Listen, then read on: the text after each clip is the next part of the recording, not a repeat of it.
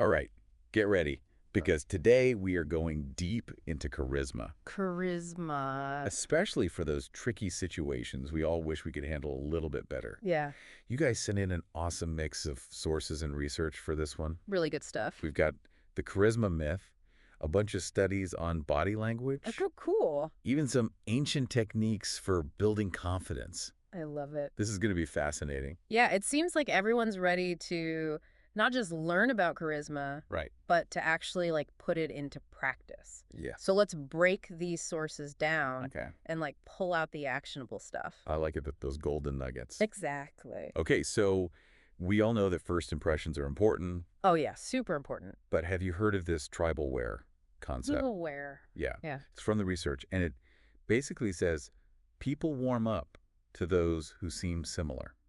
Hmm. So it's not about being fake or anything. Right. It's more like strategic presentation. Yeah, I mean, think about it this way. Like that story from the American Express material, Okay, yeah. where their sales went way up when they had their salespeople dress like college students when they were targeting a college demographic. Oh, that's interesting. So it's just these subtle cues Right. can create that one of us feeling. Oh, one of us. Yeah, and that makes people more receptive Makes to what you're sense. actually saying. So if I'm going to meet with a client, and they always wear business casual, Mm-hmm. I should maybe skip the ripped jeans, even if it is Friday. You got it. Okay. It's about reading the room Right. and adjusting your style to the context. Context. It's all about how can you subtly mirror your client's style or their interests. Okay. So you can build that rapport right off the bat. I like that. Ground. Yeah, find that common ground. Common ground, exactly. So this might seem basic, Yeah. but the handshake is still so important. Yeah. And in the research, they even talk about a perfect handshake. Perfect handshake. Yeah. Why? Nine steps to the perfect handshake. Yes. It's like a whole choreographed dance Right. of nonverbal signals. Yeah. Think about it. Okay. Like those awkward handshakes we've all experienced. Oh, yeah. The dead fish or the bone-crushing knuckle cruncher. Yeah. Like they can instantly sabotage your efforts Yeah. to make a good first impression. So walk us through a couple of those steps that people really mess up. Okay, so the first step Yeah. is all about making full palm-to-palm contact. Okay. You want to avoid those fingertip grips. Oh, yeah. They just feel impersonal and weak. I hate those. Right. Yeah. So step 2 Okay. is the squeeze. Mm-hmm. You want it firm and confident, Okay. but not so strong that you're causing pain. Right. And step 3 is the motion. Okay. A smooth, up and down movement Okay. from the elbow, not a frantic wrist shake. It's like a secret handshake for making a good first impression. Exactly. So much intentionality behind each movement. It's about putting that person at ease. Okay, so we've nailed the outfit. Uh-huh. We've got the handshake. Okay. How do we keep that charismatic momentum going? This is where charismatic listening comes in. Right. And this goes way beyond just nodding and saying, uh-huh. Oh, okay. It's about being present. Right. Making the other person feel like they're the only person in the room. More than just waiting for my turn to speak. Much more than that. Yeah. Yeah. Because I'll admit, sometimes I'm already thinking about what I'm going to say next. Right. And I'm not even really focused on what they're saying. It's a common trap, but think about it this way. Okay. The more you let someone talk, Uh-huh.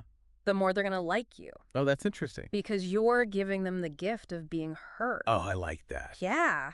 And it shifts the focus. From me to them. Exactly. So are there specific techniques to become more charismatic listeners? Yeah, one powerful technique Okay. is to simply avoid interrupting. Okay. Let the other person finish their thought. Good. Even if they're being long-winded. Patience is key. Patience is key. And ask open-ended questions. Open-ended. Instead of questions with a simple yes or no answer, Right. encourage them to share their thoughts. Okay, so how do we turn a closed question into an open-ended one? Imagine you're at a networking event Okay. and you meet someone new Uh-huh. and they mention they work in marketing.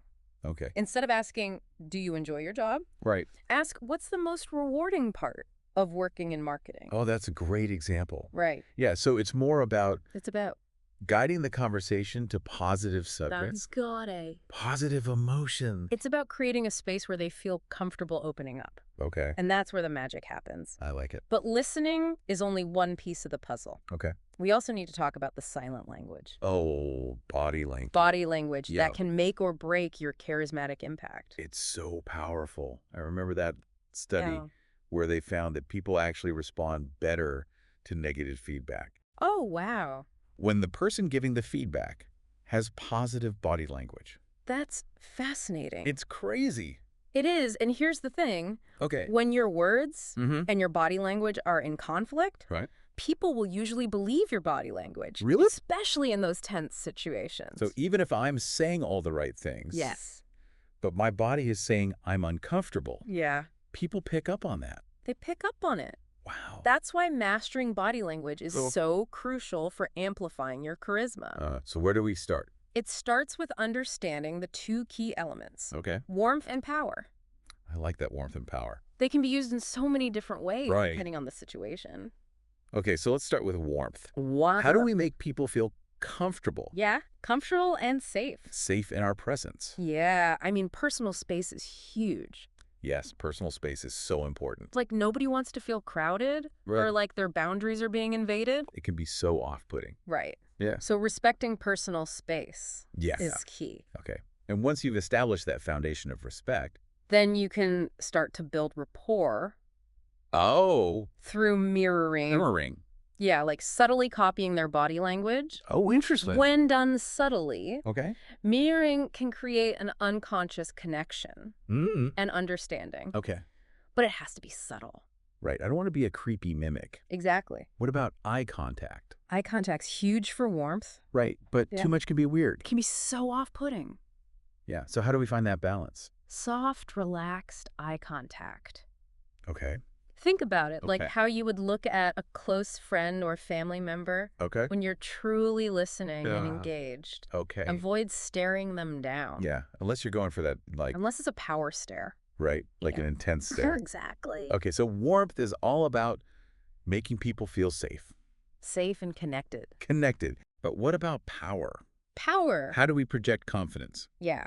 How do we project confidence? and authority? One of the most effective techniques for power What? is the big gorilla visualization.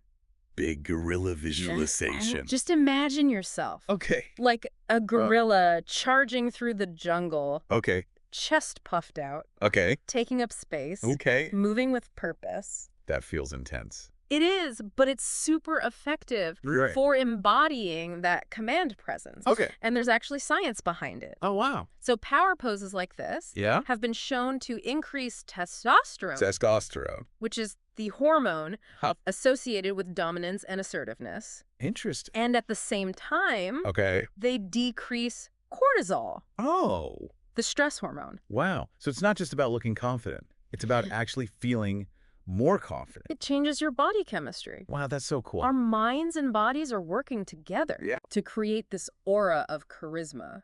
What if the big gorilla isn't really my style? There's another power pose Sorry. that's equally effective. Okay. The regal posture. Regal posture. Stand tall, Okay. shoulders back, Uh-huh. head held high, Oh. and minimize any fidgeting. So like stand like a queen or king? Yes, surveying their kingdom. Got it. It's about projecting calm confidence. Right. And remember, stillness is power. Stillness is power. The more you move around unnecessarily, Yeah. the more nervous you'll appear. Okay. I'm feeling more powerful already. Good. Can we use warmth and power at the same time? Absolutely. Okay.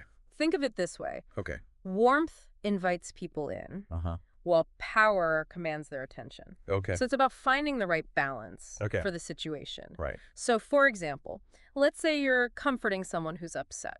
Okay. You might start by mirroring their body language Right. to create rapport, Okay. and then slowly adjust your posture to become more open and expansive, Oh, signaling warmth and support. I like that. This is called mirror and lead. Mirror and lids. It's a great technique Yeah. for building trust Okay. and influencing others. So you're using your body language Yeah, to guide them towards a more positive emotional state. you got it. So we've talked about warmth.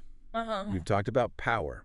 Okay. Is there anything else we could do to boost our charisma?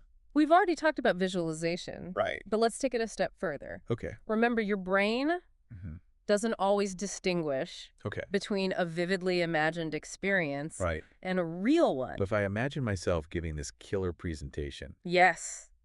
My brain will start to believe it's actually happening, That's the idea. even if it's just in my head. Visualization is like mental rehearsal. Oh, It primes your brain for success. like athletes visualizing. Exactly, like Jack Nicklaus. Oh, yeah. He famously visualized every golf shot. Before he took it. That's incredible. It's like creating a mental blueprint for success. I like that, a mental blueprint. Yeah, So we can use this for more than just sports, absolutely. You can use it to prepare for anything. like job interviews. Job interviews, public speaking, Uh-huh. any challenging situation. Oh, okay, I'm adding visualization to my toolbox. Good. Are there any other mental states that contribute to charisma? This might surprise you. Okay. Gratitude, goodwill, Okay. and self-compassion. Really? These are essential for radiating warmth Interesting. and charisma. Okay, so it's about accessing those positive emotions. Exactly. But it's not always easy to access them, It takes practice. especially when we're feeling stressed. Exactly. But there are techniques you can use Okay. to tap into them. Like what? Let's start with gratitude. Okay. It's about appreciating what you have, Right. even the little things, Yeah, it's so easy to get caught up in what we lack. Right. and forget to appreciate what we have. And one powerful exercise is the funeral visualization. The funeral visualization. Yeah, I know it sounds a bit morbid, but Right. just stay with me. Okay, I'm intrigued. So it's about imagining your own funeral. Okay. Picture all your loved ones gathered there, Okay. sharing stories about you, Okay. celebrating your accomplishments, Right. expressing their gratitude Right. for the impact you've had Okay. on their life. I can already feel the shift in perspective. It's powerful, right? Yeah. It triggers a wave of appreciation Yeah. for all the good Wow. in your life. What about goodwill and compassion?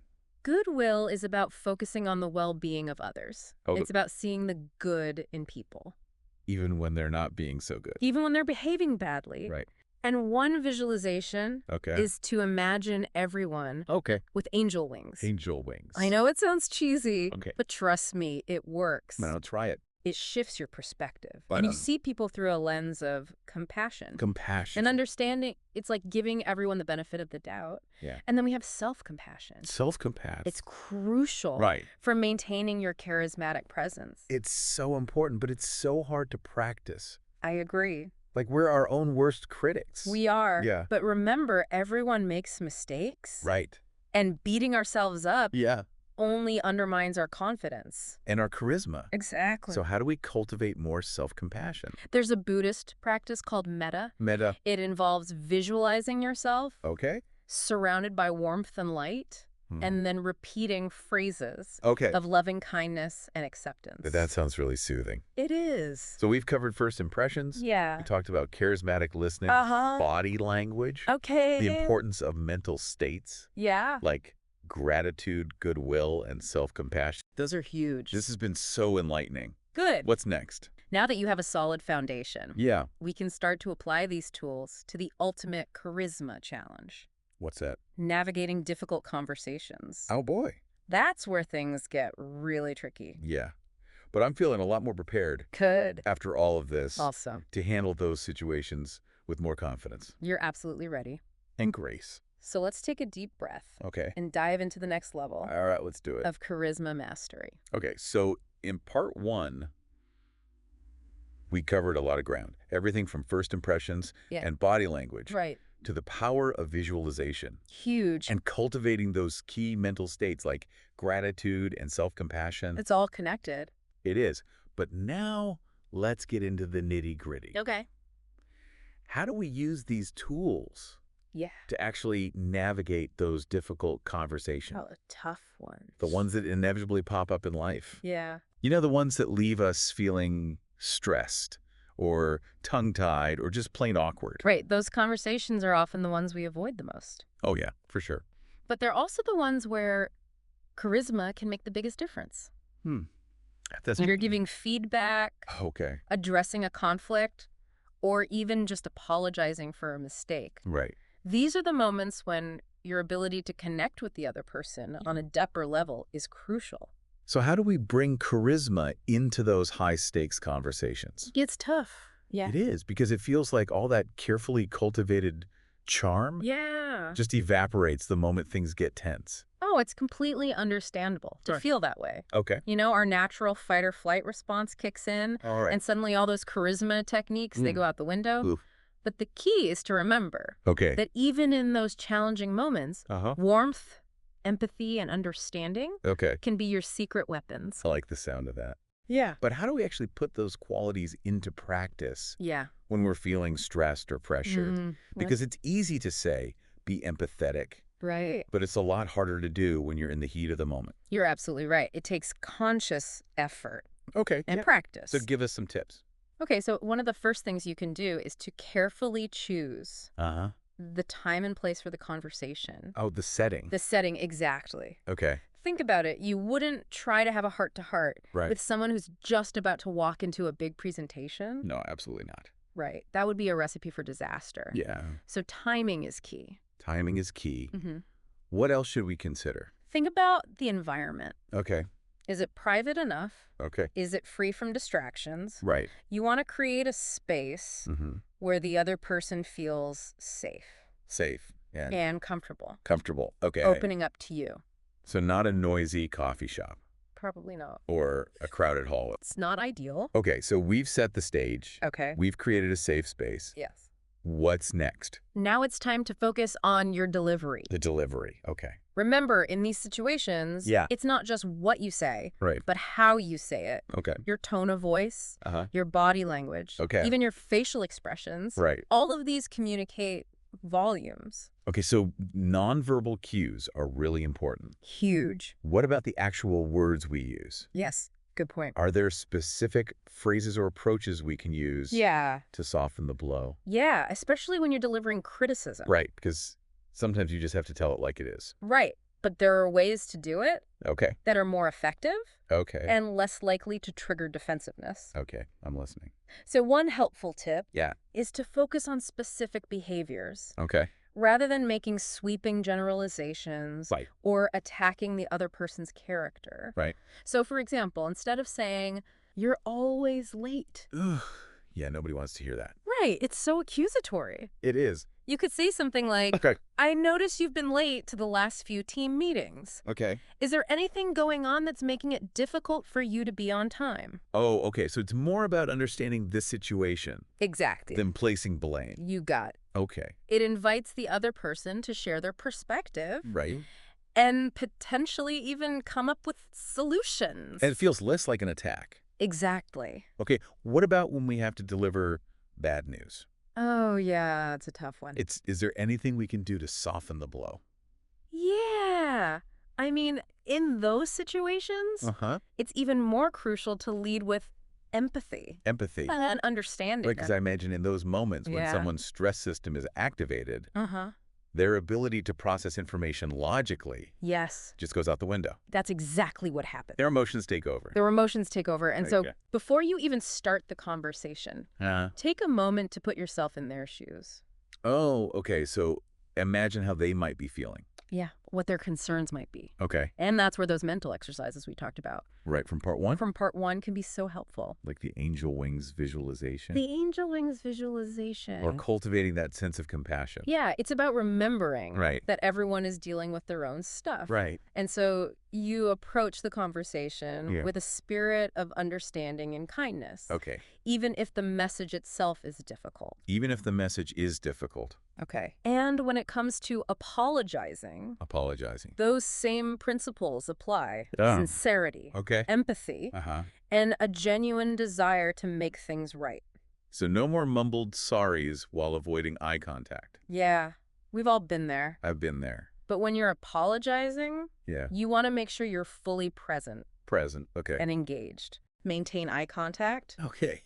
Listen attentively to their Yeah. response and acknowledge the impact your actions have had on them. Okay. So it's about taking ownership, Yeah. showing them you genuinely care. Yeah. You want to make things right. What about when we're on the receiving end of criticism? Ooh, that's a tough one. It is, how do we handle those situations with grace? it can be so easy to get defensive. Oh, it's my natural instinct. Right, our instinct is to protect ourselves. Right. To push back. To justify our actions. Exactly. Yeah. But remember, charismatic listening Okay. is just as important when we're receiving feedback Yep. as when we're giving it. So even if I disagree with what they're saying, Yeah. I should still try to listen with an open mind Yes. and an open heart. Open heart, exactly. That can be really tough. It can be incredibly challenging. It is. But remember when someone's upset or frustrated? Uh-huh. Their words are often driven by emotion rather than logic. Okay. So instead of immediately jumping in To defend myself. to defend yourself, yeah. Oh. Try to really understand where they're coming from. Okay, so I should use those nonverbal cues we talked about. Yes. Like nodding, Nodded. maintaining eye contact, Eye contact. using phrases like, Yeah, I hear you, I hear you. or I understand why you're feeling that way. Exactly. Those simple gestures Yeah. can go a long way in de-escalating the situation Okay. and creating a space for dialogue. I like that. And here's another important point. Okay. When the stress system is activated, Uh-huh. our brains become hypersensitive Okay. to nonverbal cues. Interesting. So even if you're mentally crafting your rebuttal, Oh, yeah, I do that. we all do it. Okay. You need to make sure Thanks, your Rich. facial expressions Okay. and body language Yeah.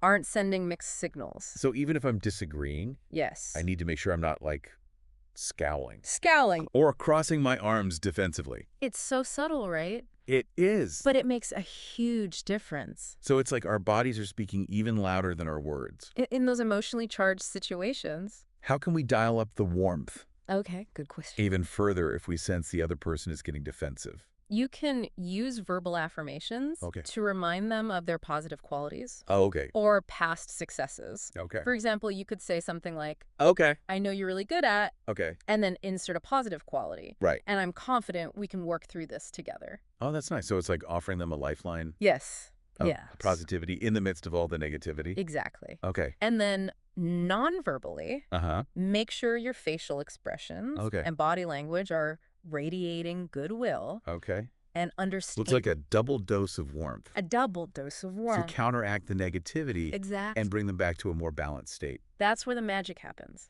Where real communication can happen. You got it. This is all starting to make so much sense. Good. So it's like charisma isn't just about being charming or persuasive. Right. It's about creating a connection, Connection. fostering understanding, Yes. and navigating those interpersonal challenges It's tough stuff. with grace. That's a great way to put it. And remember, Okay. these principles apply Yeah. even in our digital interactions. Oh, or digital interactions. Like emails and phone calls. You mean even if it's just a quick phone call? Even a quick phone call, I Yeah. should still try to be mindful of my energy and how I'm making the other person feel. Absolutely one of the simplest but most effective techniques Okay. I'm ready. for phone charisma Okay. is to answer the phone professionally Okay. and then let warmth and enthusiasm flow into your voice Yeah. after you hear who's calling. Oh, I like that. It's like a little surprise burst of charisma, Yeah. right? Yeah. And when it comes to emails, clarity, Uh, conciseness, Mm. and value are key. okay. Get to the point quickly. So no more rambling emails No rambling. that leave people feeling like they just wasted 10 minutes of their lives. Exactly. Okay. And here's a pro tip. Okay. I'm ready. Organize your emails from least to most important. Oh, that's interesting. It might seem counterintuitive, It does. but it keeps the reader engaged Okay. and improves the flow of information. I usually do the opposite, Yeah, a lot of people do. but I'm going to try this. Yeah, experiment with it. This has been such a game changer. Good. I'm feeling so much more equipped to handle those difficult conversations. That's great to hear. I'm ready. Awesome. But before we wrap up part 2, Okay. I want to circle back to something we touched on earlier, Okay. authenticity. Authenticity. Yes. We've talked a lot about techniques and strategies, Right. but how do we make sure our charisma is genuine Yeah. and not just a performance? Because nobody likes a fake. Nobody likes a fake. Yeah. That's such an important question. Yeah. And it's something we'll explore in more depth in part 3. Okay. After all, true charisma comes from a place of self-awareness, Uh-huh. integrity, Okay. and a genuine desire Yeah. to connect with others Yeah. on a deeper level. So it's not about putting on a mask No, or pretending to be someone I'm not. you got it. Okay. I like that. It's about letting our true selves shine through, Shine through. Yeah. even in those challenging moments. I love that. So to wrap up part 2, Okay. remember that charisma isn't just about charm. Right. It's about connecting, understanding, and navigating those tricky interpersonal waters. Those tricky waters. With grace. Grace. Authenticity. And a whole lot of heart. I love that. And in part 3, Yeah. we'll delve even deeper. We'll go deeper. Into the ethics of charisma. The ethics, yes. How can we use this powerful tool responsibly? It's so important. And make sure we're not accidentally slipping into manipulation. Right. Because it's a slippery slope. It is. Stay tuned. Yeah. We're back for the final part of our charisma deep dive. And I'm ready to unpack this idea of wielding charisma responsibly. Yeah. It's a big one. It is. We've explored so many techniques and strategies for Right. amplifying our charisma. Yeah. But what about the ethics of it all? That's a great question. Can charisma be used for bad as well as good? Oh, definitely. That's it. Charisma is a powerful force. Oh, There's yeah. no doubt about that. Right. And like any powerful tool can be misused, Okay. even abused. So like, Think about those charismatic cult leaders. oh yeah? They use their charm and persuasiveness Uh-huh. to manipulate and exploit people. That's a scary thought. It is. It's a dark side of charisma. So how do we make sure we're using it for good? It all starts with self-awareness. Okay. We need to be honest with ourselves about our motives. Our motives. Are we using our charisma to genuinely connect with others, to build those meaningful relationships, to make a positive impact? Okay. Or are we just trying to get what we want? Regardless of the cost to others. Exactly. There, yeah. It's easy to get caught up in our own ambitions. It is, especially in a world that often rewards those who are the most persuasive, Right. the most influential. So how do we stay grounded? You need to cultivate a strong moral compass. A moral compass. Yeah, it means reflecting on your core values. Okay. So what do I believe in? What do you believe in? What are my non-negotiables? What are your non-negotiables? What are those lines I'm not willing to cross? Even if it means missing out on an opportunity Wow. or facing a difficult conversation. So even if it means losing a client Yeah. or losing a deal, Yeah, I should be willing to stand up for what I believe in. absolutely. Wow. Because true charisma isn't about manipulating others Okay. to get what you want. Right. It's about authenticity, Okay. integrity, Mm. and building genuine relationships based on trust and respect. Right. If you're not being genuine, people can sense that. They can sense it And it erodes trust. faster than anything. Exactly. And speaking of trust, Yeah. building those genuine relationships is so important It's the foundation. for responsible charisma. Exactly, because without trust, Yeah. charisma just becomes another tool Oh, for manipulation. that's like a wolf in sheep's clothing. That's a great analogy. So how do we build those authentic connections? It goes back to what we talked about in part 2, Okay. charismatic listening. Oh, charismatic listening. Being present with the other person. Right. Making them feel seen and heard. Exactly, showing them that you genuinely care. About their well-being. It's about shifting our focus Okay. from ourselves to the other person. Okay. Asking those meaningful questions. Right. Listening with empathy and understanding. I'm starting to see charisma in a whole new light. That's great. It's not just a set of techniques Right. for personal gain. It's so much more than that. Yeah, it's a powerful force for positive change, I love that. using our influence to lift others up. To inspire them. Yeah, to create a more compassionate world. Beautifully said. It's a beautiful thought. And remember, you don't have to be a world leader Right. or a celebrity to make a difference. Yeah. Charisma is accessible to everyone, I love that. and it can be used to create positive ripples. So to wrap up our charisma deep dive, Yeah, it's not just about charm or persuasiveness. right. It's about connecting with others on a deeper level, Deeper level, yeah. building those genuine relationships, Yes. and using your influence to make a positive impact Positive impact. on the world. Love it. And always remember to wield your charisma responsibly. Couldn't have said it better myself. This has been such an incredible journey It has. into the world of charisma. So much to explore. Thank you for joining us. Thanks for listening, everyone. We hope you've gained some valuable insights. Yeah, some practical tools, too. To enhance your own charismatic presence. And to use it for good. Until next time. Keep diving deep.